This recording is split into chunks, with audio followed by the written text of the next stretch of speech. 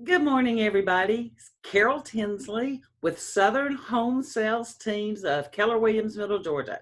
This is part 3 of our series, What to Expect During the Buying Process. Today, we're going to talk about I'm going to spend how much. If you're not prepared for what you may spend, it can end up causing you to pull your hair out. Then you pull your hair out and it gets all messed up. So anyway, we want to just give you a little brief overview of what kind of expenses you can expect to incur during the buying process. Now, the first thing that's going to happen, the first check you're going to have to write is for your earnest money. That goes with your offer, and we're going to go over the offer next week. But the earnest money goes with your offer. In this area, Middle Georgia, it's typically $500 to $1,500, $2,000, depending on the price of the home. The higher the home price is, the larger the earnest money will probably be. So that is money that goes into escrow, and it just stays there until closing. And as long as all the contingencies are met, we're going to talk about those again next weekend. As long as everything's good, you're not going to lose out on your earnest money. If we do everything like I'm supposed to do, you should get your earnest money back, or it'll credit back to you at the closing table. So earnest money, $500 to $2,000, depending on the size of your home. The second expense that you're going to have is the home inspection. That's going to come during the 7 to 10 day due diligence period. And we'll talk about that when we talk about the contract. And that usually runs, I've seen them from as low as $250 to up to $500. That's when somebody comes and does a look at the home, make sure that everything is in order. If they spot potential problems, they'll let us know. But this is very, very important. You don't want to skip this step and think, I'll save myself some money, because there can be hidden things in your home that we can't see with our eyes. There's things that we're trained to look for as we're touring a home, but if we can't see them with our eyes, or, I'm not going to crawl up in the attic and look around for you. I'm a full service realtor, but that just climbing in the attic where there may be things for me to trip on. If y'all know me at all, you know I'm clumsy and I already have a broken ankle, so I don't need to be tripping myself up any other way. But the home inspector will look through that. Don't skip on the home inspection. You want it inspected. You want to be sure you're not getting a money pit.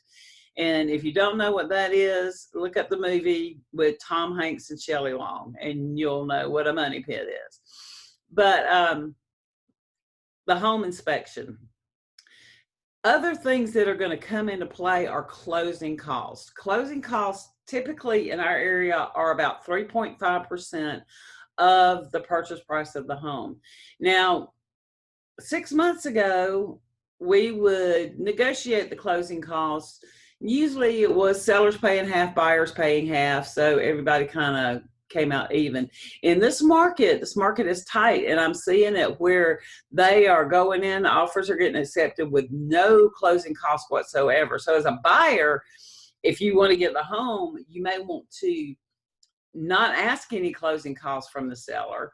That's going to put a heavier burden on you. Remember, 3.5% of your purchase price. Now, if you've got money for down payment, it's separate.